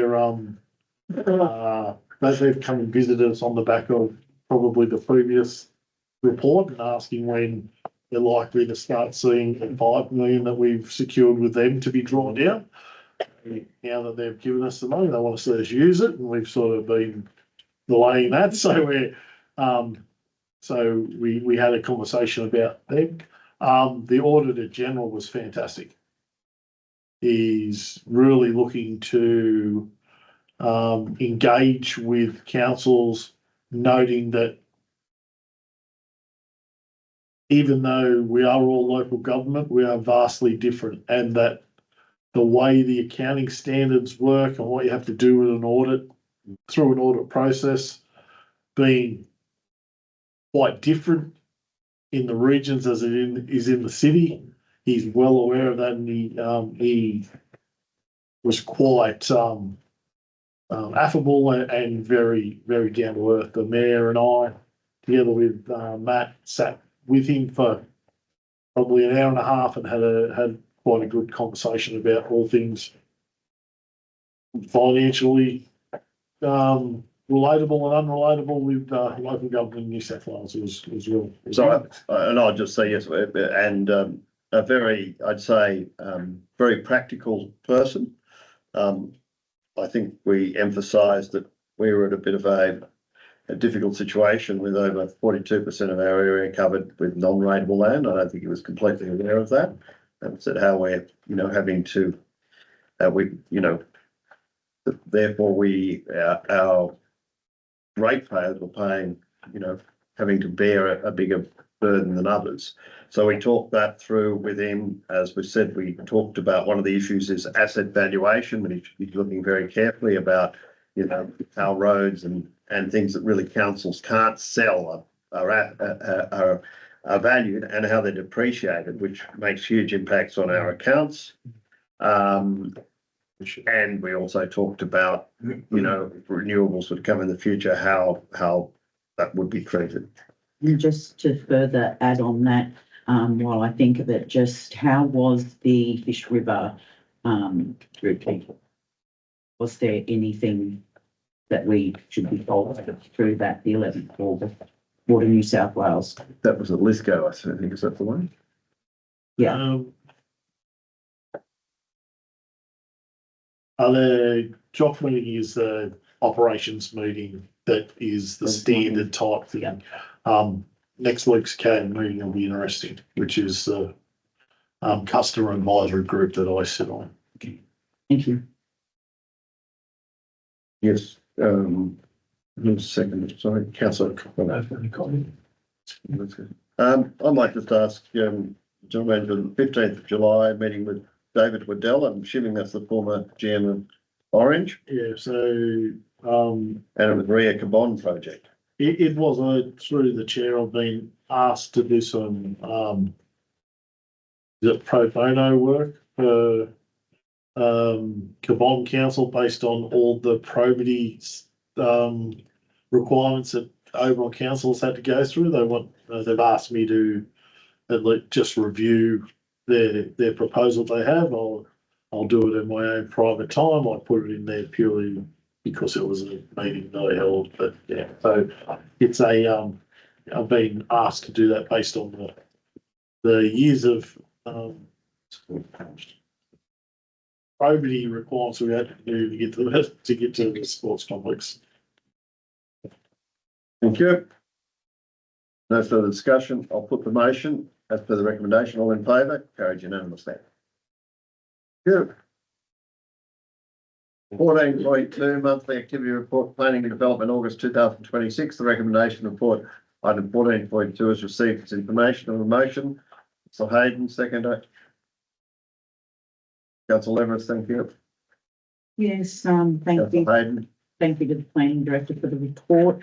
Good to see that the reclassification exhibition timeframe is coming up. Has there been any current submissions through to that you know of? This is in relation to Glendower Street. Yes, gateway determination. Through the chair, I'm not aware of any submissions to date. Okay. Thank you. And just two questions regarding the determinations under part 2. I know it's got under DA 2026-023 a continued use of unauthorised detached dual occupancy. I just found that wording was that stood out to me, and 2 underneath that, reinstatement of the Chinese pavilion. Through the chair, the 2023 policy should be use of unauthorised attached dual occupancy, not continued, because it hadn't commenced yet. Right. That was the application was for the use of that dual occupancy. Right. Undertook. And the restatement of the Chinese pavilion, that was the application for the pavilion at the Mayfield Gardens. Okay. And the reconstruction. Thanks for that clarification. Nothing further. Any other, councillor? Any other discussion? If not, I put the motion. All in favour? Carried unanimously. We go to 14.3 monthly activity report, technical services, August 2026. Recommendations report 14.3 is received information on the motion, please. Councillor Hayden.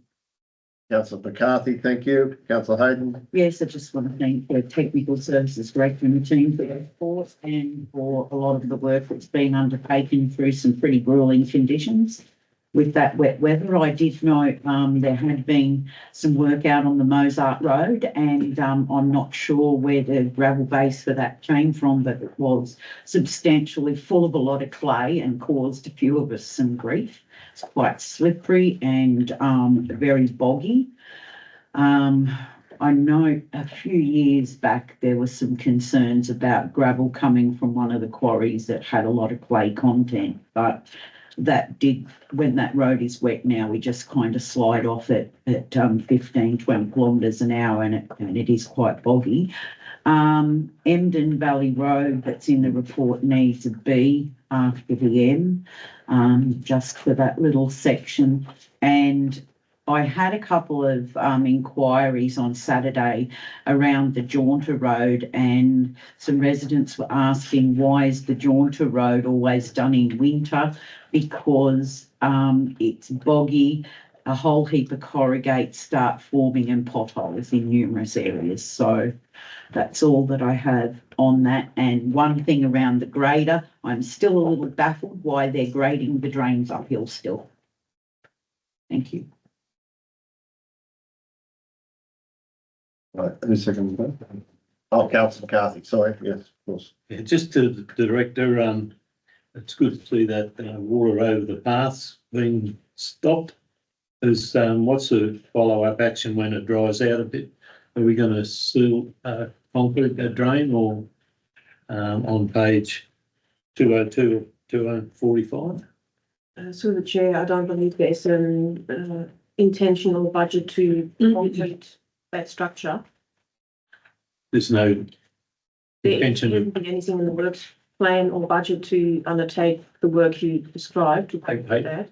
Okay, thank you. And on 206, the new prime mover, are we going to still use the quick hitch tipping body that's already purchased by council to go back on this truck when we need a tipper? Through the chair, the new truck cannot be used dual purpose. There was a change in legislation, so the old truck that we're selling, and it will have good resale value due to it, that will have dual purpose, prime mover and tipper. So the body will need to be sold with it, because for the new prime mover we can't use it. So the new law said that each time when you want to change it from one to the other function, you need to have an engineering inspection done and certified each time, so it's not becoming viable. And new trucks cannot be provided with a dual function. The old one we can sell it, no worries, but we can't use the tipper with the new prime mover. Okay, all right, no, thank you for the report. Any other discussion? Councillor Tucker. Thank you, Mr. Mayor. Just one question for the director, if I might. I've noticed that brief bit on page 202 about drainage improvements as well. And I saw another little drainage job that we've carried out recently on the end of Abercrombie Road, right next to the roundabout. So just the questions are, is that the same project that we were previously looking at as a possible inclusion in the TI fund? Is that the one that you were proposing Through the chair, on that correct. occasion? So Transport has agreed to part fund it, considering it's on the state road, so they're paying, as far as I'm aware, 50% is being paid through the transport budget for that. And the other half probably from the block grant, I'm guessing. So the chair, I'm not entirely sure where we got it from, considering it wasn't a huge expenditure, but it was found somewhere, but I can clarify that. Obviously not from the TI, Yeah, you could let me that know. was resolved against it, but yeah. Yeah. Thank you. Right, Right, bike. yeah, Councillor Hope. Yeah, sorry, there was just one little thing that I'd missed. Just on page 207 of the pages, the Oberon Cemetery with the sniffering. Just are the staff able to be a little mindful around mowing over the flowers and knocking some of the headstones that have been found fell over? There are some that aren't cemented in, and they've been knocked and moved from their location, and some of the flowers are getting mowed over, and it's just leaving a bit of a mess. That some of there's a group in town that go up and do some work on weekdays and weekends and pick up a lot of it, and they're just concerned that there's a lot of them. Through the chair, is that anything recent that you're referring to? Yeah, the other weekend when I was up, there was quite a bit of mowed flowers spread all over the Councillor Hayden, maybe you can send an email to Director of Technical. That's all. It's just raising, be mindful, that's all. Right. Put the motion, all in favour? Carried unanimously. Thank you. We go to 14.4, monthly activity report, corporate services, August 2026. Recommendation for report item 14.4 is received information. Have a motion, please. Councillor Graham, Councillor Hayden, thank you. Thank you, Mr. Mayor. I just want to particularly thank Corporate Services for the Community Services Expo, because it was really successful, and perhaps some commendation to Victoria. Yes. Yuli, who did such a good job on it, and it was much appreciated. Councillor Hayden. Yes, I wanted to also thank the Corporate Services Director and the Community Services team on the Community Services Expo. It was enjoyable, but I do think next year you need to write in there that all councillors on site need to participate in the gym activity, because I, silly enough, did it. Also, I was going to ask 2 further questions. The Corporate Services Director probably knows which one I'm going to ask, and that's the planning portal and the DA tracker. But I would also like to know if there have been any updates on the Asset AI integration for work. So I'm not sure whether that's coming under Corporate Services umbrella with IT and Asset AI for the works vehicles. So I'd like a little update. Yes, through the chair. So the DA tracker is in user acceptance training testing mode at the moment. Through that, planning staff are putting projects through that, and through that process we have found some areas that we need to fix. Some of the map synchronization, etc., that we have been working on. Some of those have been fixed this week. So we continue to push that with fixing some of those minor integrations.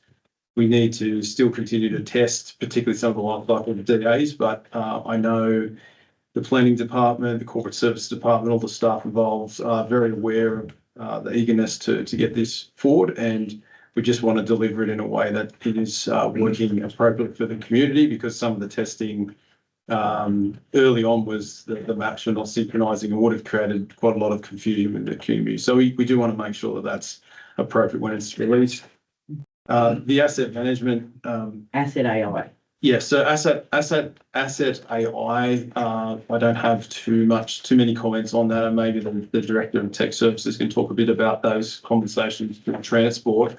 But we also are very close to finalising the implementation of a new asset management system. So that's very important for, obviously, the financial reconciliation, revaluations, and actually management of assets. So that is the first stepping stone. Things such as asset AI will be able to feed into that. So, but I might defer to Director. I'm happy to go first. Gary, sorry. We received correspondence today, doing some further training in that space. So we'll be looking to add some training in that system, and it'll be upcoming. So through this chair, we have signed an MOU for to use Asset AI through IPWA, and we're working with our new asset management system provider, Matrix, from Charters. We've received information from them which systems can work as an interface, and our internal IT as well, can work as an interface between Asset AI and our asset management system. So there were a few options. Dutch had looked into those options and got presentations from the different ones, and we'll have earmarked one so far that can provide that interface. So what's included in that is when our pilot administering too, isn't it? Sorry, and then we'll start our pilot. Well, we need to commit to purchasing like subscription to a system, including 1 or 2 cameras that can be mounted on vehicles and that can be changed from different vehicles to drive the routes for defects. So currently it's focused on sealed routes, but there's also one system that is a little bit better now on unsealed routes. Unsealed routes are a bit more tricky due to the ground, especially with shading. And what we need to work on, how does that then feed into our asset management system? So ideally, we'd like to get a works program out of it at the end. But yeah, we're not there quite yet, but we work towards it. Because that was one of the discussions down at the Roads Conference, was that Oberon Council is one of the few councils that signed up to that pilot program without cost. So I'm hoping it will work out down the road. Obviously, initial indications at some stage it was very expensive, but obviously we're moving through to see what it comes, and obviously there'll be a report back to council. We're part of the pilot. Yeah, that's right. Yeah. All right, any further discussion? Yeah. Sorry. So I just wanted to congratulate Victoria as well for the success of the expo. It was fantastic.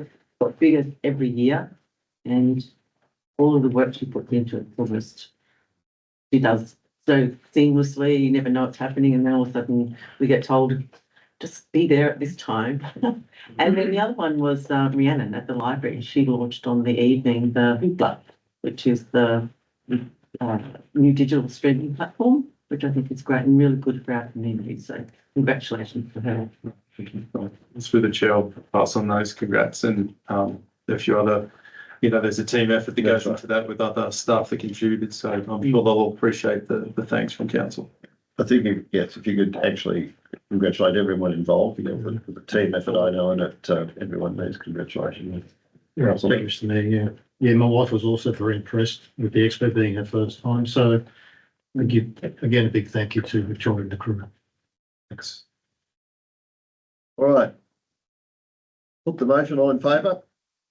Carried unanimously. We go to 14.5, investments July 2026. The recommendation is that report item 14.5 is received information. Cover motion, please. Councillor O'Connor.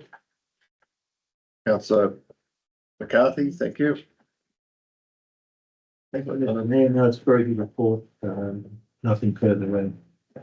Nothing further to add. Just take it on for information. Any other discussion? No, I put the motion, all in favour? Carried unanimously. Thank you.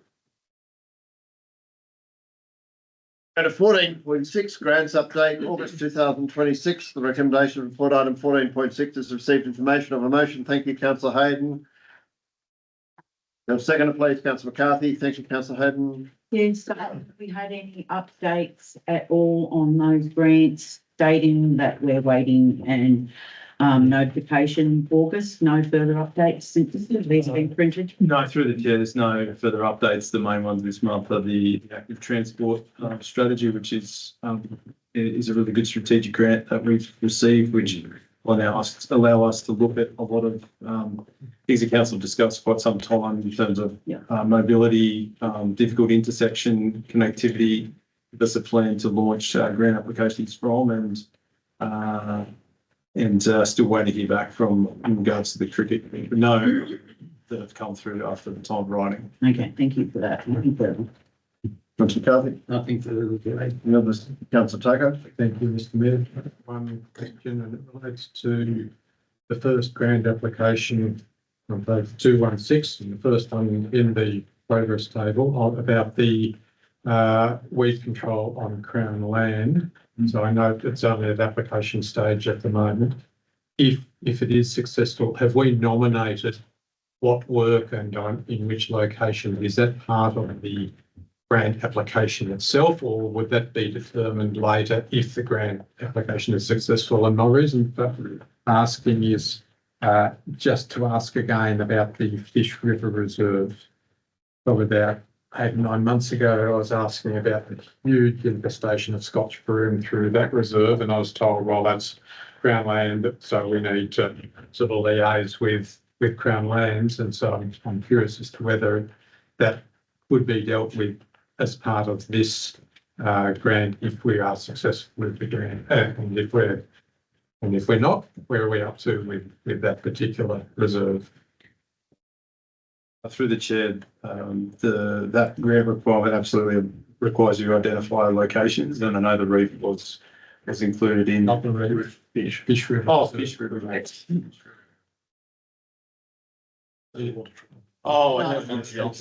So that's what I'm thinking, that yes, that the Fish River was included in that grant application, because we also had a contractor go and scope some quotes and etc. for that. So I know that is part of the program, including Scotch broom. Do you?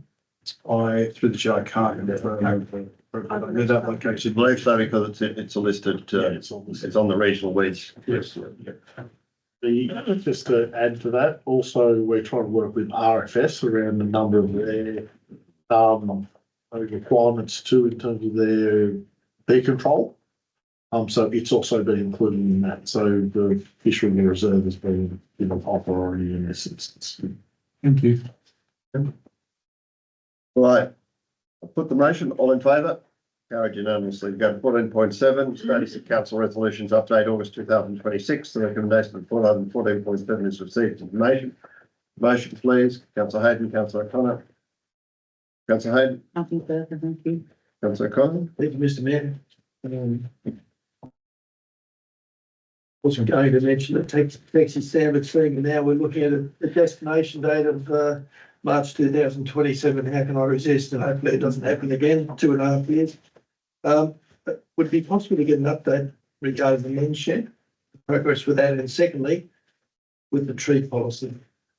Just the comments there. Yeah. Through the chair, men's shed, I've in fact met with the men's shed on a number of occasions, and we've now looked at some options based on their criteria they put to me, noting that there is other areas around the place that haven't been looked at this point in time. They are in fact looking at a parcel of land that isn't under Crown control, but that piece of land they were comfortable met not only their current operation but potential future operations. So they're exhausting those avenues before we go back to whether there is any other land, because there's quite a number of caveats put on the land that it needed to be, and once we had some conversation, some map pulling out, there's probably a piece of land that would meet what they were after, but it wasn't owned by council nor them. So they're taking those steps. Secondly, the tree policy. Yeah, so the second, that with the tree policy, I put a comment there upon council's resolution. We found that there was probably an overriding piece of legislation that would mean that Essential Energy, regardless of whether they talk to us or not, could put a hole in the tree. One of the things we also found is that whilst we acknowledge that Essential Energy sometimes just do what they need to get their clear and uninvoked electricity wires.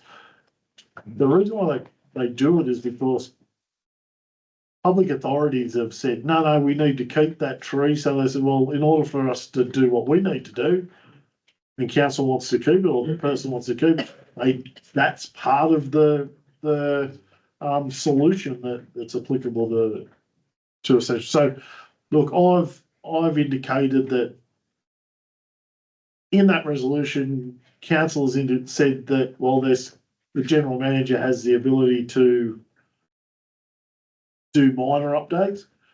If council weren't happy with me trying to come up with a sentence that sort of meets both things, then I'm more than happy to. We'll need to come back to council, because otherwise you have a policy that you just can't enact.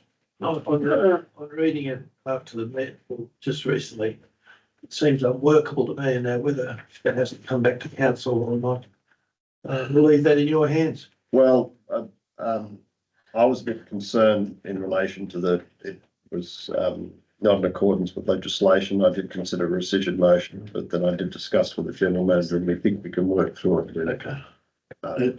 And the intention would be that I will bring that wording back to council in like my monthly activity report. And if you want to, I think I looked at was it section 48 or something? It's section 47. I think we have. I just add one thing. I mean, dealing with the likes of Essential Energy, the thing that nice to the messaging we give them. Yeah. You know, and we've got to rely on our staff. They're professional people. They're trained, and we've just got to get it right. Thanks. All right. Any other discussion on? Yes, Councillor Taylor. Thank you, Mr. Mayor. Just one on pages 228, 229 about wind farm risk assessment.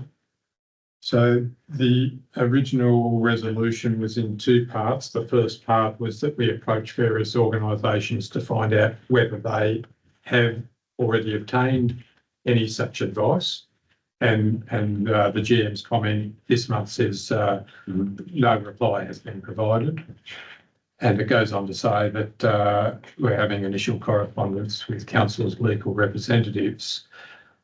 Part two of the original recommendation said if no advice has been obtained, then we request the JO and the country mayors to undertake such an investigation.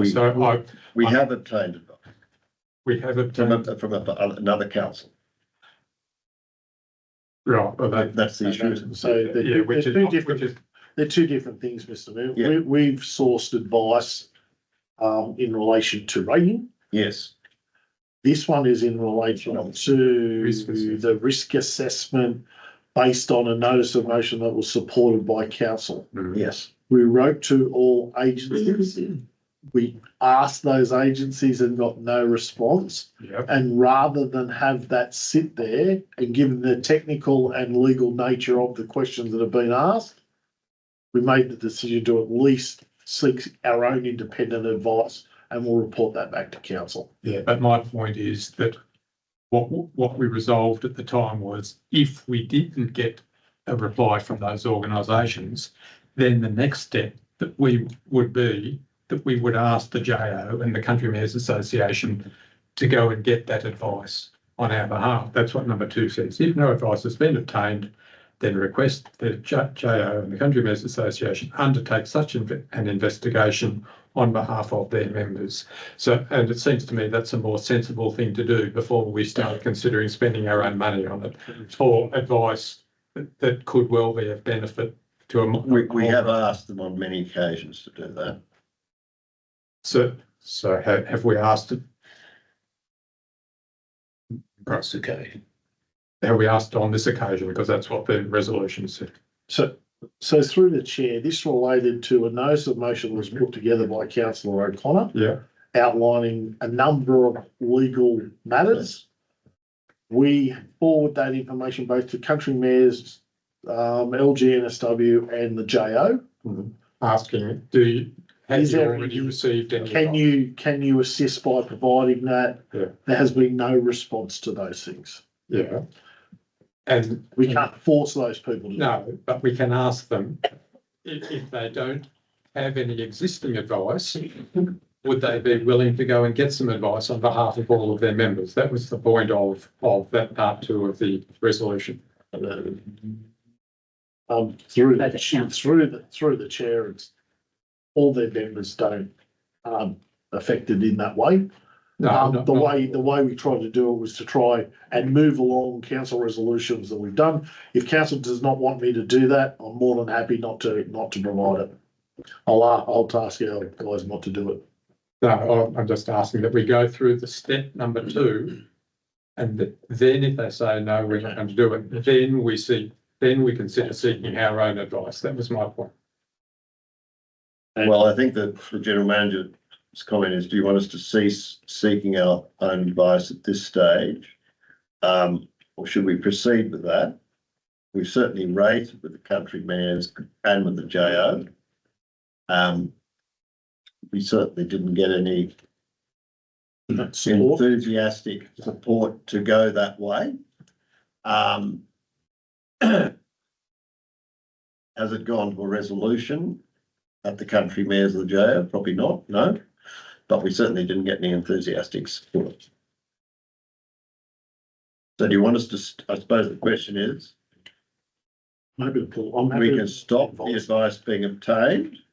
Maybe it needs to go back to the mover, Councillor O'Connor, or we can proceed with getting that advice at this stage. Well, my response would be that if the only question we have asked so far was, have you guys already obtained any advice on these matters, and they have not replied to that question, then I think we should ask them, would you please be willing to go out and get some advice? If we have already asked that second question, if we asked, do you already have any advice? Or if not, are you willing to go and get some advice? And if they haven't replied to either of those questions, then I'm happy for us to look at getting our own advice. I might ask the mover of the motion, original motion, went up, Councillor O'Connor has commented. Yes, thanks, Mr. Chair. I think through you, Mr. Mayor, and to the General Manager, I think the General Manager has made every attempt to get this ball rolling. And the Mayor, sorry. So we just need to proceed. Yeah, I think the process would be to get a quote, yeah, possibly. Give them the terms of reference and get a quote. We're not looking for a major work. We're just looking for advice regarding these matters. So I don't think it's not like we're going to court where we have it's a major problem. It's just really assessing the issue and seeing what risk is. And in terms of risk, that's the main job for us, to make sure we haven't got risk, which then could impact on our insurance, could impact on potential loss. And I agree, I want to avoid the So I risk think we as just- well, But but I want to avoid the Okay, cost gentlemen. as well. But I think we're going around in circles. I think both the Mayor and General Manager have made a lot of effort to obtain that information. Unsuccessful. Thank you. Councillor Hayden, yes. Yeah, I support and understand what Councillor Tucker was stating, and without taking anything away from the roles of both the General Manager and the Mayor, I would have expected a motion be moved at the JO or at the country mayors requesting that they do this on behalf of us being a member council who pays a membership per year, and instead of us having to pay legal fees continually, if they would have sought this out on our behalf. This matter was requested at Mr. Mayor. Well, maybe to pull it up. I'll take it back. All right, well, for feelings that we pull up, we'll stop the legal advice and we'll formally write to both of them again and ask them to obtain advice. Are they, advice in those That would be areas. preferable. Any other discussion? If not, I put the motion. All in favour? Carried. We have no urgent business. Closed session confidential reports in accordance with Local Government Act 1993 and the Local Government General Regulations 2005 in the opinion of the General Manager. The business request for development contribution fee waiver 16.1 is a kind as referred to in section 10A2 of the Act and should be dealt with the part of the meeting close to the media and the public. Could I have someone moving us into confidential? Councillor Hayden, Councillor Evans, all in favour? Thank you. Thank you for those in the gallery for attending. Thank you for those on online.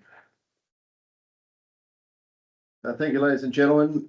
During the confidential session of council, an item 16.1, request for development contribution fee waiver. The following motion was passed. It was moved by Councillor Tucker and seconded by Councillor Krembath. The council does not support the application and undertakes actions in accordance with the mayoral minute. I note that the next ordinary meeting of Oberon Council will be held on the 15th September 2026, commencing at 5:30 p.m. in these Oberon Council chambers at 137 Oberon Street, Oberon. I thank everyone for your attendance to this meeting and declare this meeting closed at 7:55 p.m. Thanks very much.